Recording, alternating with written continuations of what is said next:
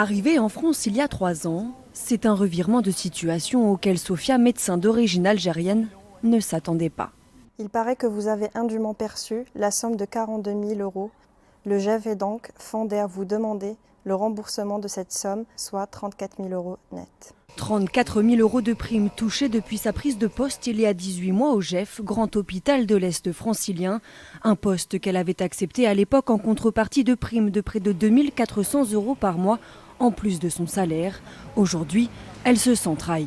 Il y a de l'irrespect, il y a une trahison aussi. Sachant que j'ai été contactée par le chef de service et ils m'ont attirée avec une prime d'indemnité qui a changé mon salaire, bien sûr, vu que le salaire d'un stagiaire associé c'est 1 500 €. Dans un communiqué, la direction de l'hôpital se justifie en évoquant des primes non réglementaires mises en place par la précédente direction.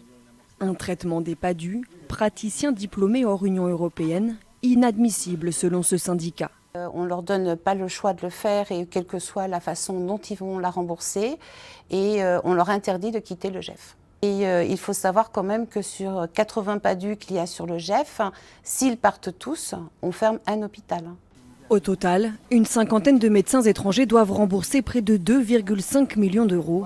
Face à la situation, plusieurs d'entre eux sont en arrêt maladie et entendent bien se battre pour cet argent qu'ils estiment avoir mérité.